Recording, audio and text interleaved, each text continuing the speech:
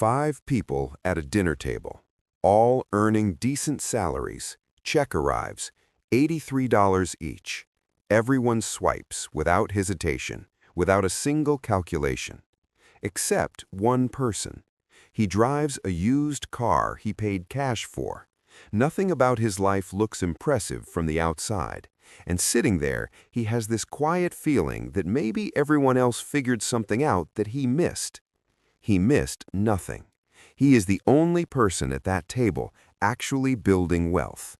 By the time they all hit 60, the gap between his financial position and theirs will be $2 million.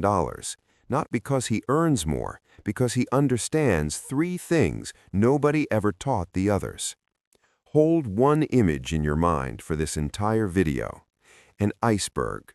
10% above the water, 90% below. The visible part is your car, your clothes, your apartment, your vacations. The invisible part is your net worth, your investments, your compounding returns growing silently in accounts you barely think about. Every advertisement, every social media post, every leased car in a nice neighborhood exists to pull your money toward the 10%, because visible consumption is the only thing people around you can measure. Nobody at that dinner is calculating your investment balance. They are reading the surface. One question changes every financial decision you will ever make. Does this grow what is below the waterline, or does it just decorate the surface that never compounds? Wednesday afternoon. Banking app open. Checking balance $1,100. Paycheck 4 days away. That familiar tightness. Most people read that as a problem. It is not. It is confirmation that something right is happening. Here's why. A Nobel Prize-winning economist spent years studying what he called mental accounting. The finding is devastatingly simple. Money in checking is psychologically coded as spendable. Money in investment accounts feels off-limits. And available money always gets spent eventually. Always. People who build real wealth maximize the off-limits pool and minimize the available one.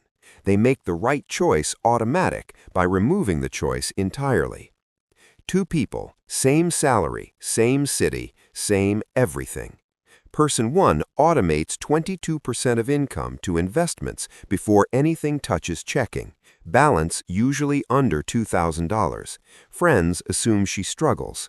Person 2 keeps everything in checking after a minimal contribution, always has $4,000 to $5,000 available, feels comfortable and in control.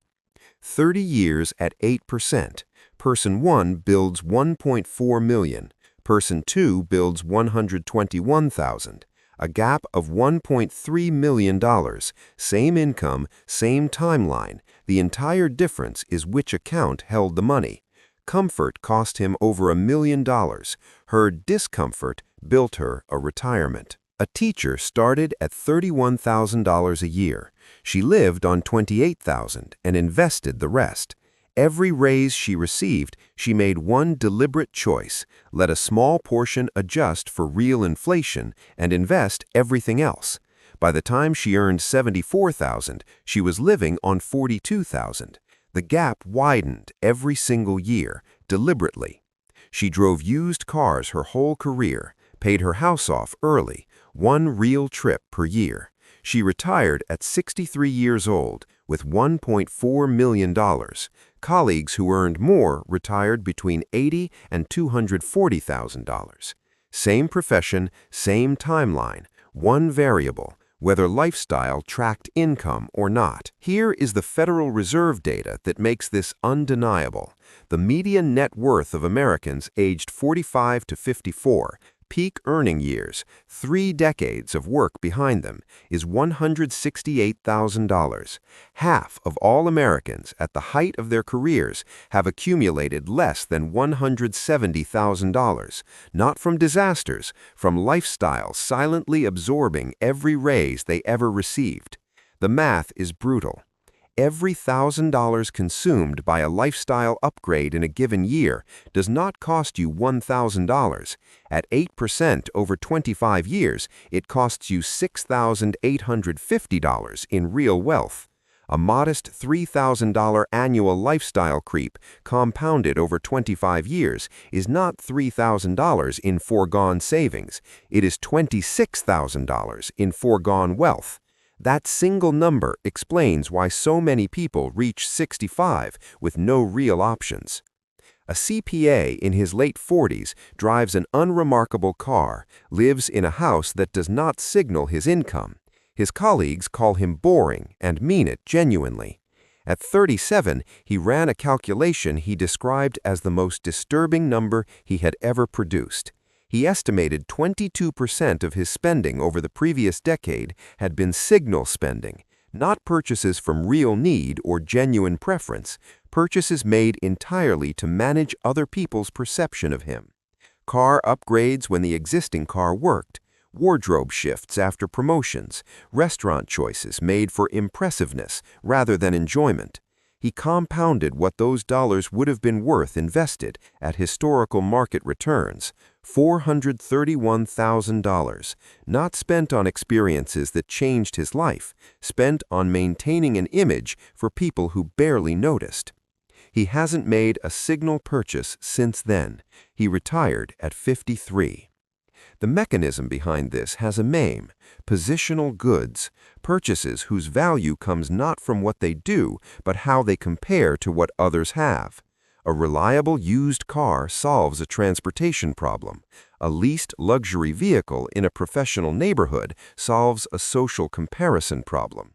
The extra $15,000 is not buying better transport, it's buying a position in a hierarchy with no ceiling and no reward at the finish line. 30% of Americans earning $100,000 or more a year have less than $10,000 in liquid savings. 6 figures of income, 2 decades of earning, almost nothing built. The performance absorbed everything. Opting out of that race is not a sacrifice. It is the highest return decision available at any income level. These 3 signs are not separate. They are one thing from 3 angles. The lean checking account proves the money is being deployed.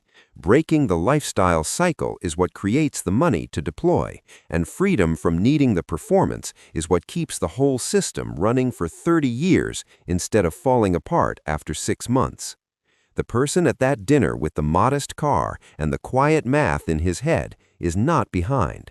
His 90% is compounding below the waterline every single day, while everyone else spends their energy decorating the surface. Do 3 things this week. Calculate your real net worth and compare it to the Federal Reserve median for your age bracket. Under 35, the median is $13,900. 35 to 44, it's $91,000. 45 to 54, it's $168,000. That number is your real scoreboard. Find one signal expense in your budget and compound its annual cost forward 25 years at 8%. See the actual price you are paying for it with full information. And set one automatic investment transfer today at an amount that makes your checking balance feel lean. That discomfort on a Wednesday afternoon is not a warning, it's a receipt. It means the money went below the waterline, where the real work happens quietly and invisibly every single day. The 90% is always hidden. That was never the problem. That's the entire point.